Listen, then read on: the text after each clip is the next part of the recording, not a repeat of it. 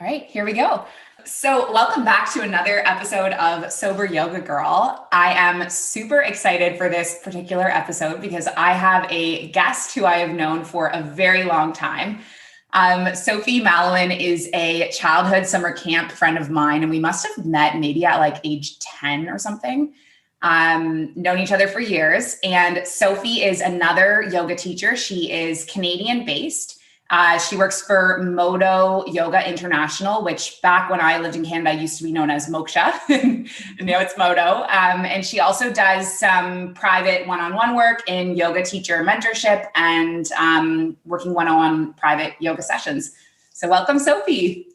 Thank you so much for having me. I'm so excited to be here. And I just want to say it's been so cool just to watch you grow and evolve literally over the last 20 years, which is so wild. So thank you for having me. Thanks. And you too. It's been cool to see like our parallel yoga journeys because you were out in Halifax when I was in Kingston. Mm-hmm. And then it was interesting because then you came to Kingston and then I was gone to Kuwait, but we were both kind of like exploring and finding our own sort of pathways within yoga at the same time, which is so amazing. We have lots of overlap from the Kingston yoga community, from summer camp, and just like the yoga community in general. So yeah, it's so sweet. Awesome. So Sophie this week is a bit of a unique guest in that all of the episodes thus far have been about sobriety in terms of alcohol. And what I'm really excited about having Sophie on is that it's a different perspective because Sophie was smoking weed. Is that the word we use for it? Weed, pot? Yeah, it's actually kind of interesting. I want to share this. I made a post using the word marijuana, and I actually didn't know. A friend of mine reached out and explained that there's like some racial undertones to the word marijuana and the way that it was used in particular in the war on drugs. So really trying to stay away from using the word marijuana and instead using the word cannabis or pot or whatever floats your boat, really. Those will be the main terms that I use today. I saw that post actually, which is why I was like, I just want to make sure I'm using the right word. Yeah. That's really interesting. I've noticed a switch to the term cannabis, and I wasn't sure if that was maybe in the process of the legalization or I don't know.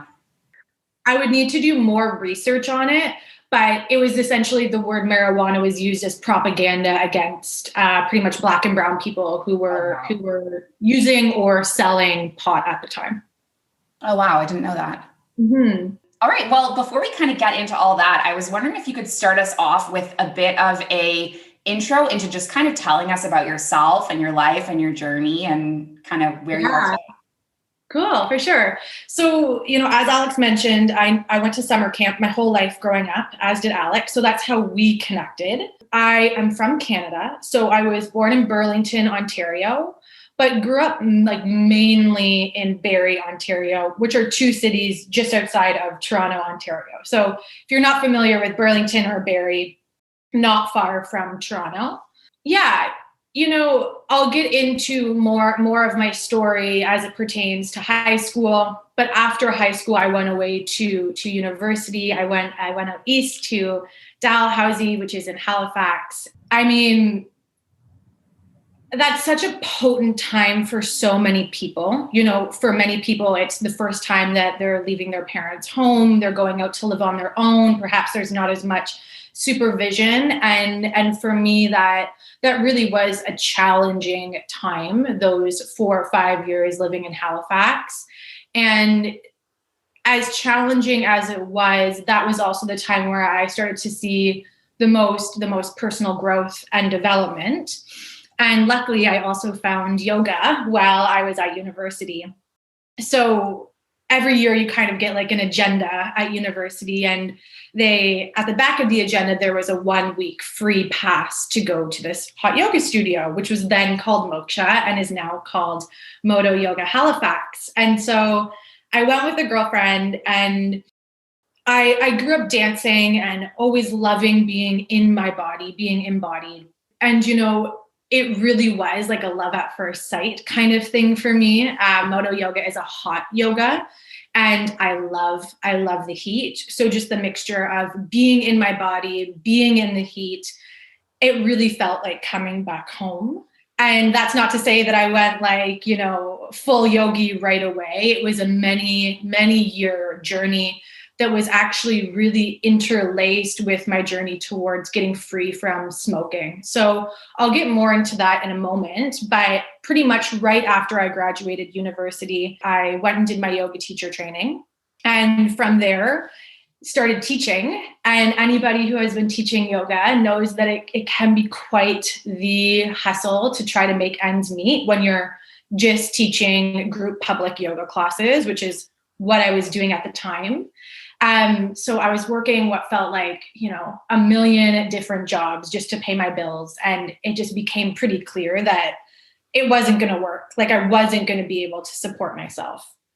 So I ended up moving back home with my parents, and I got a job at a local library, which was amazing. And I really loved working there. And between working there and teaching yoga, I was able to save some money and do some travel. So I went to India twice. I went to Indonesia with one of our really good friends, Leah. That was just such an amazing opportunity for me to learn more about yoga from the birthplace of yoga and Hinduism. So that was amazing.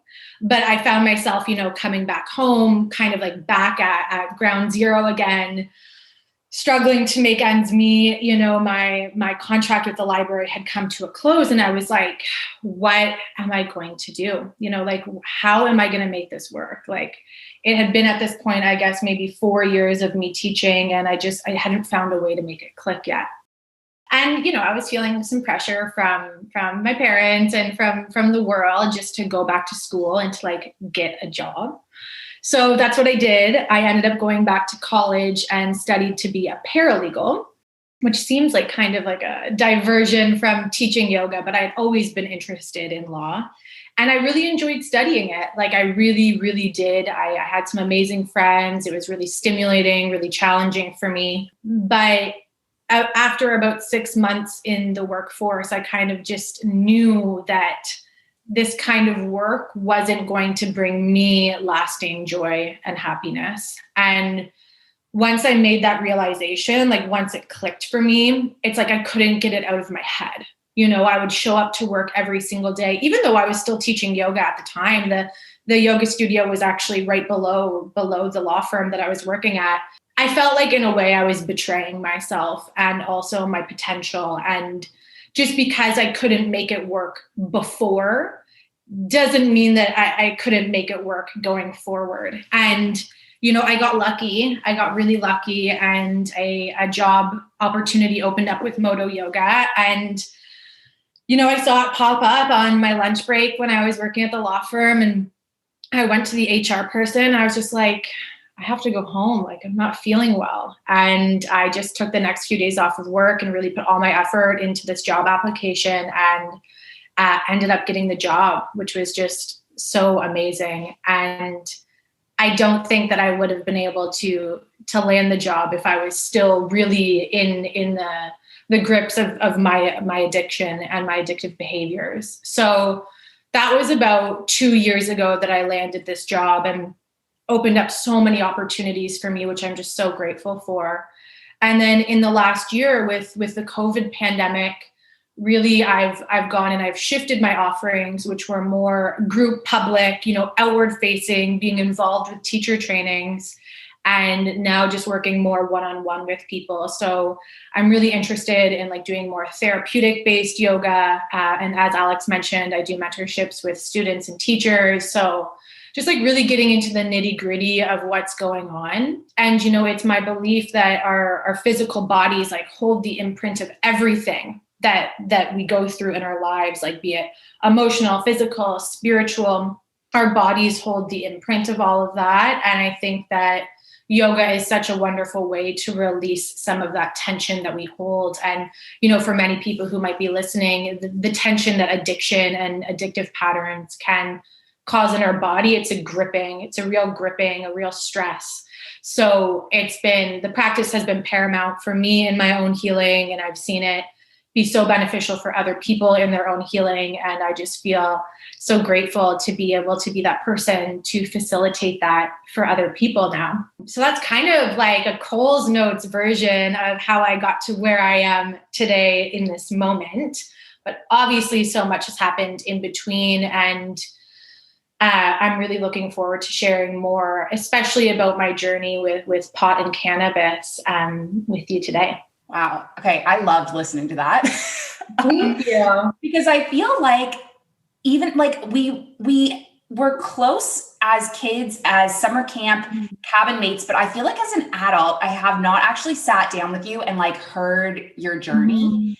Mm-hmm. And I feel like as I'm listening to it, I draw so many parallels. It sounds like you just almost had this like innate thing within you, like almost like this inner knowing that like yoga was your, I don't know if you would call it your dharma. I say that yoga was my dharma. And I just feel like you went through a similar path with that. And then also just like the grip with cannabis. I almost called it marijuana with cannabis. It just sounds like it's been parallel with my journey with alcohol too. So yeah. And you know what I'll say about that is that for me, smoking kept me in my low self-worth behavior, right? Yeah. It was this way that I almost punished myself.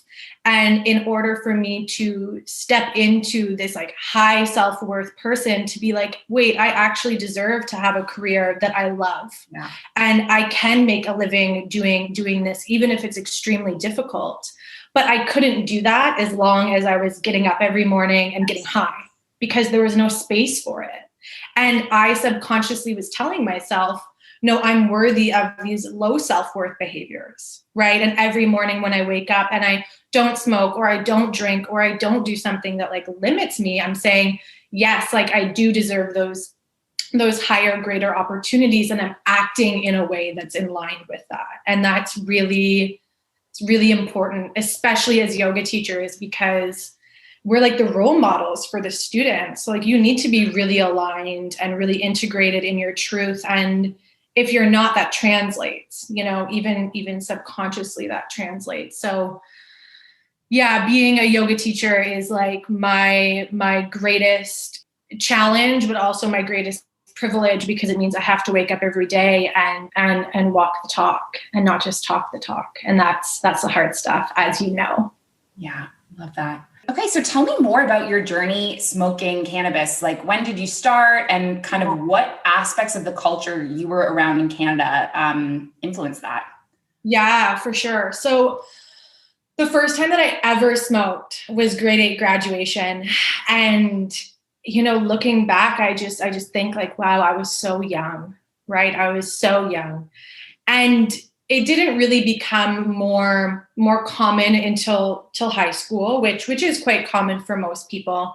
And in high school, it was very social. Like I would do it with friends at parties or with my girlfriends. We would kind of just like sneak out and go and smoke. And it was like an act of rebellion, you know. I'm the youngest child, also a Leo in astrology. So just like fiercely independent, rebellious, like kind of rejects authority for better or for worse.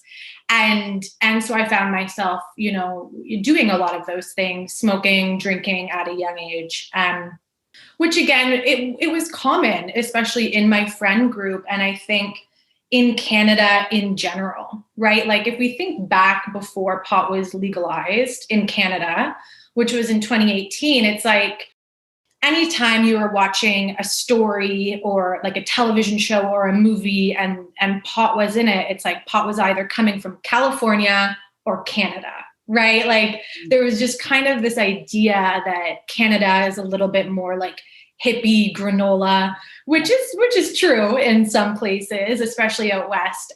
Maybe not so much actually in Ontario, but weed is a really big part of the culture here, even before it was legalized, even if it was like a little bit more, let's call it underground. So for me, the issue with pot didn't really start until I moved away from home.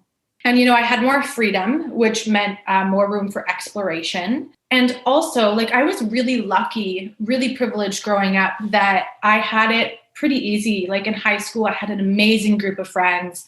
I had the support of all of the women from summer camp. And I felt like I had a really safe container of support to navigate the things that I was going through.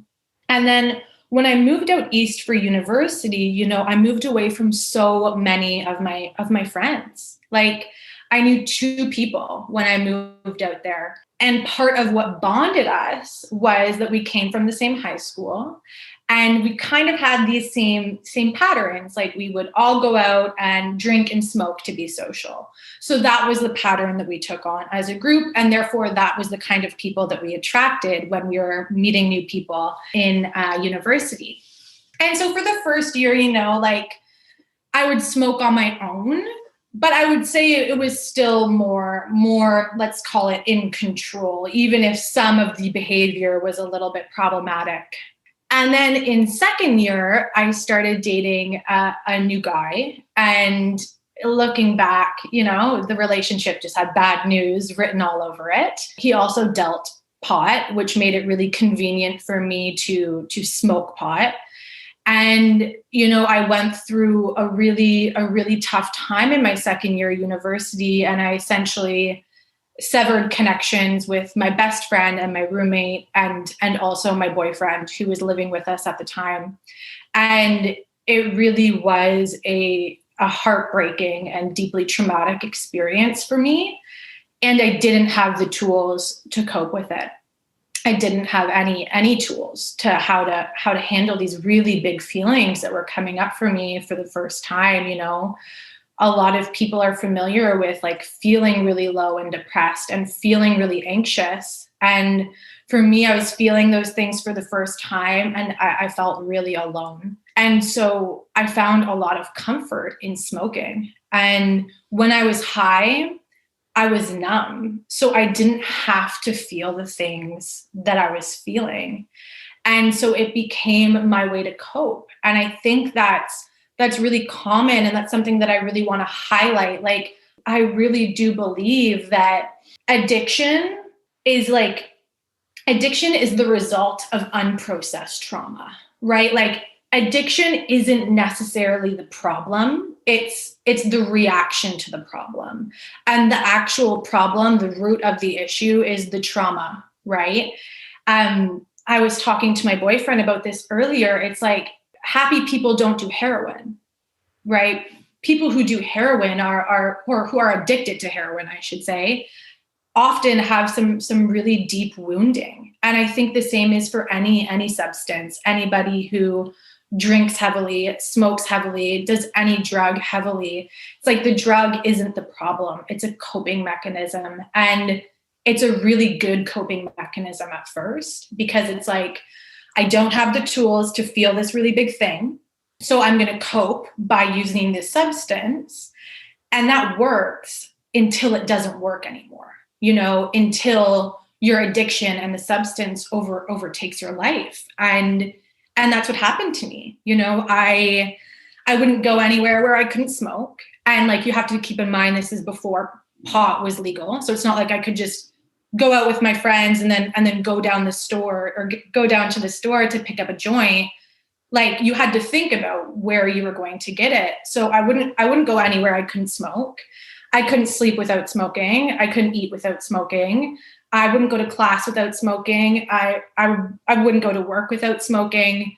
If I woke up in the middle of the night, I would need to smoke to go back to sleep. And so what started as this, like, maybe let's call it healthy coping mechanism, just totally overtook my entire life. And it took my personality away from me.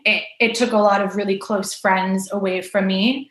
It took my family further away from me because they could see that I was struggling, but I couldn't tell them why I was struggling because I didn't even know, because I was just so numb. For me, I was also going through an eating disorder, and the two were really linked. Like, a lot of people think like, oh, if you smoke, you'll eat. And that's true. But when you smoke a lot, you also lose hunger. And so it was like a way for me to starve off my hunger, literally. And so those two things are really interlaced for me. And really that second year was extremely, extremely challenging. And I am grateful that I did have a slight foundation built in my yoga practice. So I would get to the studio maybe once a week. And even if sometimes I would show up and be stoned, it's like I would sometimes see this little glimmer of hope of like what I could feel like if I was sober, you know? And normally that was like by the end of the class, I had like sweat everything out. My high had worn off, but I would see these glimmers of what it could be like. And that was just the beginning. For me, my story isn't one of like, on this day I woke up and I stopped smoking and I never have since. It's been a lot of back and forth. My identity was really wrapped up in smoking. I'm sure you can relate to that, you know, as someone who goes out and parties and drinks a lot. It's like, that's almost who you become. And so I knew myself as being the pothead. My friends knew me as being the pothead. And so even if I knew that I didn't want to smoke, it was almost easier just to say yes, because that's what everybody expected of me. And that's what I expected of me, because that's the only Sophie I knew at the time. And so for a long, long time, it was easier to say yes than it was to say no. And for me, what ended up happening, there was a lot of on and off. So pretty much from my third year in university to my fifth year, there was a lot of back and forth. Like, I'm sober and now I'm back. I'm smoking and now I'm not. I'm up and then I'm down. And it was a really long journey for me. And it took going home and having the support of my family who, did not allow me to smoke weed in their house. And I had to go home and almost close myself off from my friends and not my family, my friends for a little while, just so I could like get my 2 feet on the ground and be like, okay, this is who I am without weed, and this is who I want to be. But I actually am not strong enough to go out to a party and to say no yet. So I like had to close myself off for a little while.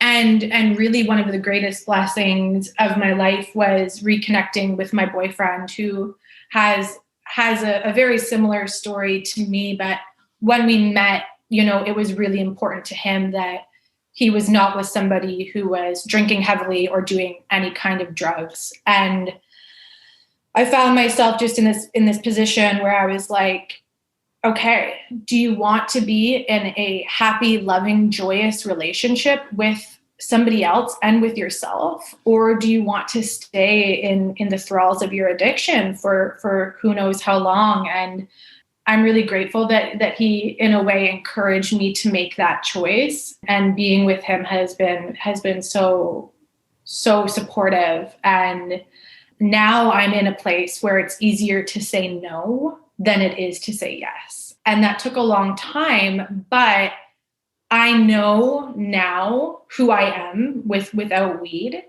And that took like years. That took a long time to figure out. I feel like I'm just stepping into who I am without it. And now it's just so much easier for me to say no, because I know what's at risk if I say yes. Like, I'm not one of those people who can dabble lightly. Like, I'm just not. And I respect that some people are.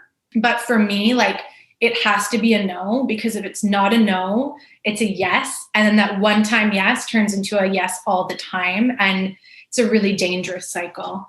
So that's kind of the overview of my addiction that really played out over the last 10 years, and I can say now that since I've been with Matt, I've been sober. And so we've been together for 4 years, and there's been a slip up here and there, but not for a long time. And I feel really grateful just to have my 2 feet on the earth, and know who I am, and be really confident that I'm not going to fall back and slip back into that place that I was in before. Oh, that's amazing. 4 years. That's huge. Yeah. You know what? It really is like, I don't think that I would have any of what I have now if I was still stuck in that. I definitely wouldn't have my relationship, which is one of the most precious parts of my entire life. I can say for certain I wouldn't have that. I wouldn't have the job that I have now. I was thinking, like, when I first got this job 2 years ago, I was thinking, like, because we work from home, I've always worked from home even before the pandemic, like, I wouldn't have been able to trust myself to not get up in the morning and smoke, right? Like, I would have totally wasted away my entire career. And so, yeah, it's been amazing for me to see just the blessings that have come through since letting that behavior go. Yeah. And I enjoyed listening to that because it's like the behaviors and the tendencies are different, obviously. Like there's things that I can't relate to, like, you talking about waking up in the middle of the night and smoking to sleep. Like that's not a behavior that I had with alcohol. But the general theme, like whether the behavior is different, the theme is the same, which is that it's being used as something to like numb my experience and ultimately just held me back from my potential. Alcohol, like how you get a hangover from alcohol, the same is true when you smoke. Like you wake up, you feel foggy, you feel lethargic. Like I would get these gnarly headaches. Like you don't get to wake up and enjoy a new day from a clean slate. You're still carrying over the effects of the night before, which is very similar to drinking, for sure. Yeah, for sure. So I have a question for you about pot and like the yoga culture in Canada, because I feel like I told you I never really got into pot. I did smoke it a few times probably in high school, and always it was in the context of me already being drunk. And then I just had a horrible experience. And so it was never for me, but I do remember like my friends would sometimes smoke before coming to a class. And I'm wondering, like, is that a big part of Canadian yoga culture? Such a great question. Ever since weed has become legalized, definitely. Like you see it, it's like the blaze and yoga. And I have mixed feelings about this because on the one hand, I think if that's what it's going to take to get somebody in the door, a joint before, or there's a lot of like the beer and yoga classes. If that's what it's going to take to get somebody to show up to yoga, okay, because I think that what brings people to yoga isn't what makes them stay. So oftentimes people come to yoga because they're like, I want to be fit, right? And they don't end up staying necessarily because they want to be fit. There's a million different ways you can be fit. They stay because of the mental benefits that they get from it. And I think that the same can be true for when we see that intersection of weed and yoga. If people are coming to yoga for the first time and the only reason why they're coming is because they can get high first, it's like, all right, that's cool. It's getting your foot in the door.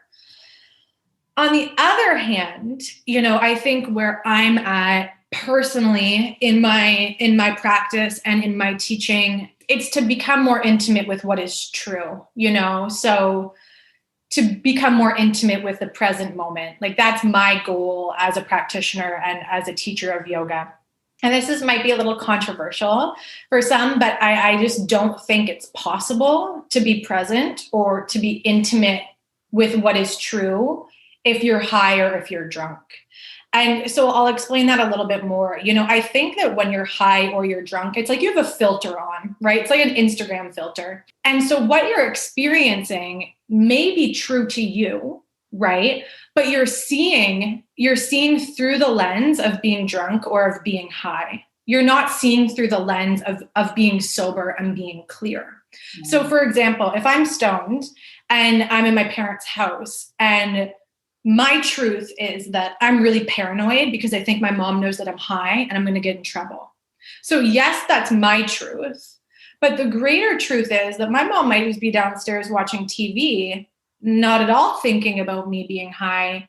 And in fact, my paranoia is the result of the filter and not a result of the facts. But you can't see the facts when you're high or when you're drunk. And so I think it gets really risky when we start to mix yoga with substance use. Because if the goal of yoga, like it is in the 8-limbed path of yoga, is full enlightenment, full immersion with what is true, I just don't know if you can get there while drinking and smoking. I couldn't get there, and maybe if you do get there, it might be a false sense of enlightenment or full immersion into the truth. So I feel two ways about it. And the other thing that I want to touch on where it gets tricky, especially with pot, is that a lot of people use pot as medicine, and I really don't want to discount that, because I think that there is a place for pot as medicine. If somebody is, for example, quite sick with cancer or struggles with chronic pain, I think that pot can be helpful. It's been proven to be helpful.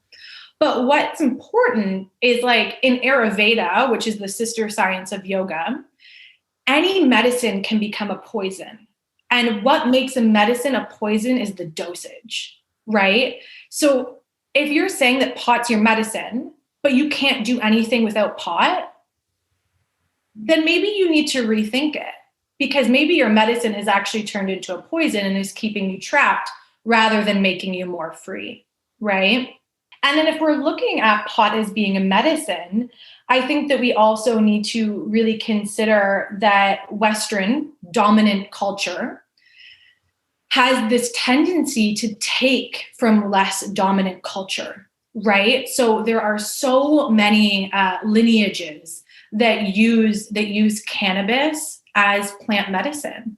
But what's really different about using marijuana as plant medicine and using marijuana to numb is the way in which you interact with it. And plant medicine 101, as I'm just beginning to learn about, is you ask the plant for permission, and you have to be really humble to ask a plant for permission. You also need to be willing to listen and be willing to hear. And so I just ask anyone who smokes, like, when's the last time you've asked the plant permission, right? And given the plant enough time to communicate with you. And I know that might sound a little bit out there, but let's make it a little bit more organic for people. So if you forage mushrooms, foraging 101 is you look around and you see, okay, am I taking the last mushroom here? Is there enough opportunity for this mushroom to regrow and repopulate? And also, does this mushroom want me to take it? And there will be a knowing in yourself. And so a few years ago, this was probably 2 or 3 years ago, I hadn't been smoking for a while. And I thought, maybe I'm at a place where I can engage with cannabis in a therapeutic way. And so, I was taking a bath, and I had been doing some research around plant medicine, and I asked the plant, I said, okay, if I'm in a place where I can use this plant in a therapeutic and medicinal way, I don't know if I'm saying that word right. Yeah. Then send me a message that I cannot deny, like one that I will so clearly understand as a yes or a no. And that night I went to bed, and I have a pretty active dream life, which I never got to experience when I was high, because it totally cuts you off from your REM cycle. So I do enjoy dreaming. And I woke up in the middle of the night and just like gasped. I was like, and it felt like all the air had been taken out of my lungs. And in that moment, I knew, I was like, my constitution is not meant to engage with this plant medicine. And quite frankly, this plant spirit is probably really upset with me based off of the way that I've interacted with it in the past. And I haven't felt called to work with the plant again since, so I haven't interacted with it. But I think that would be helpful for anybody who is smoking and wants to approach it from a therapeutic lens, is just to ask permission, and you can even do that with alcohol. It's like, I'm not entirely sober from alcohol. So when I drink, I ask myself, like, do I need this drink? And what part of me needs this drink? Is it the sad, angry, anxious part of me that needs this drink? Or is it the joyful, grounded, stable Sophie that needs this drink? right? And I try to choose. If I know that I want to drink because I'm really quite anxious, then I'm not going to do it.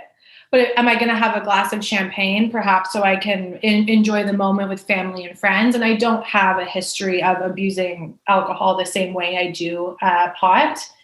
But you have to ask for permission, and I think that's really quite important. Wow, that's I've actually never heard that before. That's really interesting. Mm-hmm.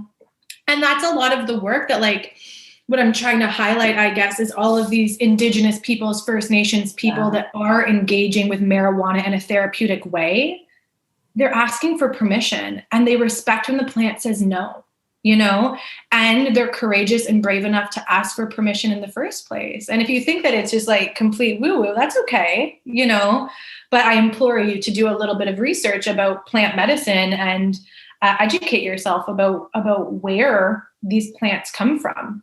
And we're not the first people, dominant Western society, to smoke pot. So I think it's important just to, know where things come from, for sure. So you kind of touched on this earlier, but what were the main things that made you want to stop smoking? Yeah, I think the main thing was that, like, I didn't know who I was. I didn't have a personality. I really am quite an outgoing, outspoken individual. But when I was high all the time, I was just so introverted, so anxious, so closed off. I didn't want to go places. I didn't want to see people. I would only hang out with other people who would smoke. I really wanted to evolve past the place that I was, but I knew that wouldn't be possible if I continued to smoke and I continued to stay, in the grips of my eating disorder, which, as I explained, was really intertwined. I wanted to be a good yoga teacher. I wanted to be a good yoga practitioner, and I felt like a phony, if I was showing up to class. I never would show up to class to teach high, but if I ever, before I became a teacher, if I would ever show up to practice high, there was just this knowing, very similar to what you said about this knowing that I wanted to step into this role of being a yoga teacher. There was a knowing that I couldn't get there unless I let this other thing go. I mean, also with any addiction, there comes lying. I would find myself lying to my family and my friends and my coworkers, and that doesn't feel good. It's also really expensive. It's a really expensive habit to have, and ultimately, I just wanted more for myself. I knew that I was keeping myself really small by staying in those behaviors. So I knew that I wanted more. And it was like I said before, one little step forward at a time for me. Sometimes one step forward, 5 steps back, 10 steps forward, 2 steps back. But each day it really did get a little bit easier. Every single day where it was okay, I didn't smoke. The next day it was easier to smoke because I didn't smoke the day before, and so on and so forth. And now here I am 4 years into it, and I don't think about it. People are smoking around me, and I'm it's not even an option I consider for myself. I don't even think. I'm just I just don't do that. I just don't do that. So it's not a choice. It's not a question, right? Yeah. Eliminating question. That's something I say often. Yeah. Of course. What were the challenges of quitting when you did quit? Oh, yeah. That's a great question. For me, the main challenges of quitting were sleep. Anybody who has tried to quit smoking weed and has smoked a lot of weed knows that it's going to be hard to sleep for at least the first week. Appetite loss and irritability. Wow, was I a crusty person? I can remember this one trip that I went on with my family out west, and I don't even know if I was intending to get free from weed at that time, but I was just forced to be, because I was with just my family. We're in the middle of nowhere, and I was miserable the whole time, I think truthfully that it was the three main things was sleep, irritability, and lack of appetite. And I actually can't remember how long it takes for cannabis to get out of your system, but it's quite some time. It stays in your bloodstream for quite some time. So I would say that I didn't really begin to feel like, myself or who I would become, probably at least until 2 months of not smoking, where I just really could, feel a shift, like in my foundation, a shift, and in my mental patterning, right? Like the neural pathways that I had, where it was like you get up and you smoke, you do this thing, and then you smoke before you eat. Like I had to break that every single day. But like I said, I'm so grateful that I had the support of my family, and I don't know that they knew it at the time. I didn't explicitly tell them, but I'm sure they could tell something was up, Yeah. So just to have their love and support and to be in a safe space was the most important thing for me. Did they know, when you say that, like, did they know how much you were smoking, or you mean they just didn't know how much of a battle it was for you? They definitely didn't know how much I was smoking, but they knew that I was smoking because it's a thing. It's like, you think you're tricking people. You're like, oh, I'm just going to pretend like I'm not high, or I'm going to pretend like I'm not drunk. But the fact is my parents have known me my whole life, so they can call bullshit on me pretty quick.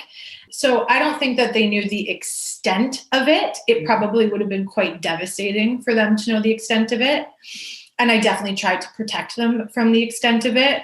But now that I have some distance from it, I feel much more comfortable sharing and talking to them about it. And really all I needed, especially my mom, was just someone to be a rock for me, just to be really strong and steady and consistent. And she was that for sure. Yeah. So since you quit, how has your life improved? What have been the main benefits? Yeah. Okay. Well, first off, I sleep a lovely 8 hours a night. Like I really do enjoy deep sleeps, and I don't have any issues with my sleep patterns anymore, which is amazing. I have like a steady, consistent like hunger, but also like hunger for life. I'm more willing to want to try to do new things because I'm not so worried about like, when am I going to be able to smoke next? Like even traveling, like to be able to go away and travel and to like not know when or how you'll be able to fix that desire. I've been able to see so many places and do so many things. And, kind of like I said at the beginning, my entire yoga career has really taken off. And I just don't think that it would have in the same way if I was still really stuck in those low self-worth behaviors. My relationship, like I had commented, my relationships with my parents, like I'm so much more honest. I don't lie to people, I mean, I have so much more abundance in every single way. Really, like the ways that my life have improved are just innumerable. And what I was thinking about before I came on is just like how grateful I am that I got a handle on this before the pandemic, because I know that there are a lot of people out there struggling with substance abuse, especially, in North America. There's some really eye-opening studies that are coming out about that. And it's been a hard year for everybody, but add on, an addiction problem, and it makes it a whole lot harder. So my heart really goes out to everybody who's feeling stuck or struggling. And I just want to say that like healing is possible, and it's just like one day at a time. That's how I had to take it. It was just one day at a time. It was never like I'm gonna be free from smoking weed forever. Like at first that thought caused me so much anxiety. I used to think that I would be like that old grandmother on the front porch smoking a joint. And it was really hard for me to shift that perception. And so what I did was like, just today, I'm not going to smoke.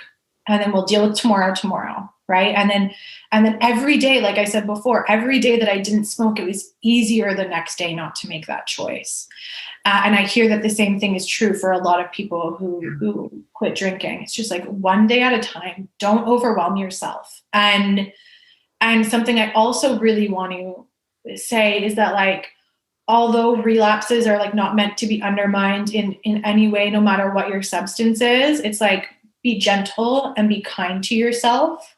Like one step back isn't 1,000 steps back unless you make it that way, right? Like one step back can be one step back, and then it's another step forward tomorrow, and so on and so forth. And so just really giving a lot of grace to myself when I did have those slip ups, for sure. And just knowing that one day at a time, like one moment at a time, I can choose again in the next moment what behavior I'm going to make. Yeah. Mm-hmm. Oh, that's great advice. Mm-hmm. So tell me about like what you're doing now as a yoga teacher, where you are in your career, and like where people can find you. Yeah, cool. So I recently moved to Ottawa, Ontario. Like Alex said, I was living in Kingston, Ontario for a few years prior. And so I moved to Ottawa during the pandemic, and you know, I had a really close relationship with the Moto studio in Kingston, and unfortunately, since that studio has closed, and in this last year, you know, there's been such a shift in the yoga world, and my interest has also really shifted to working with people one-on-one. So I currently offer therapeutic private yoga classes. I do everything online right now. And the way that I approach the therapeutic yoga private is that, you know, your body is a house. Your body is the place where you live out your entire life. So I'll take a quick look at your body, see what's going on, see where you're hanging out a lot, see where you're not hanging out a lot, and then just try to help you bring things into equilibrium. And just through the virtue of that practice, a lot comes out about what people might be working through emotionally or physically. And I really, really, really love just being able to give all of my attention to one person. And my attention is really focused and really refined. And I find that I work my best when I'm working with someone one-on-one. I can get kind of distracted when there's a whole lot going on. And then I also do one-on-one mentorships. So I've really taken an interest to working with new yoga teachers, which has just been like such a joy and has kept me so inspired in the last year. I also do some student mentorship programs. I work really with people of all ages. I love working with women. Yeah, just approaching the practice as a really like holistic thing. So it's not just about like asana and yoga poses. It's also about the way that you're living your life when you're off your yoga mat, right? Because if you practice every day, you're practicing for an hour a day, but what happens in the next 23 hours, right? That matters just as much as the 1 hour that you're on your mat. So I'm doing that. I still do teacher trainings with Moto Yoga, which is amazing and is just like such a joy. I love working with that team, such inspiring human beings. And fingers crossed, I'll be teaching publicly in Ottawa, maybe sometime this year. We'll have to see. But yeah, that's me. That's what I'm up to. Awesome. And I'll put your website link in like the episode bio. So if anyone wants to check out Sophie's website or get in touch with her, you can find her on that link.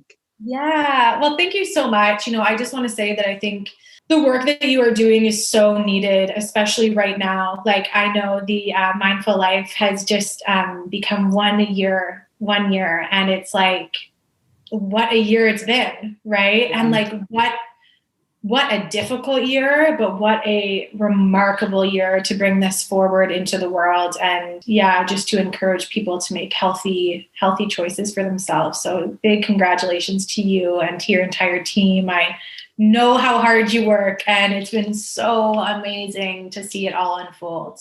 Oh, thank you. All right, I have one more quick thing before we wrap this up. Do you want to do a lightning round of oh my gosh. Either or? Yes, I love a lightning round. I'm so excited.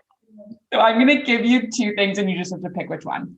Okay, dogs or cats? Dogs. Netflix or YouTube? Netflix.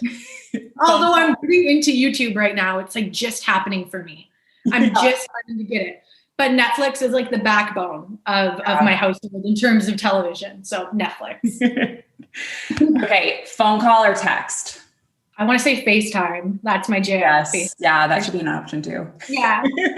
Okay, waffles or pancakes? I really love a waffle, but we have pancakes more often, but I love a waffle more. So I'm saying waffle. Okay. Facebook or Instagram? Instagram. Okay. Ice cream cones or snow cones? Ice cream cones. Okay. Mac or PC? Mac. Yes, obviously. I just got a new phone and I like don't know how to use it. It's wild, the technology. Is it an iPhone? Yeah, I got I think I saw this. You had like an iPhone 6 or something, right? I had an iPhone 6 and I had it since 2016.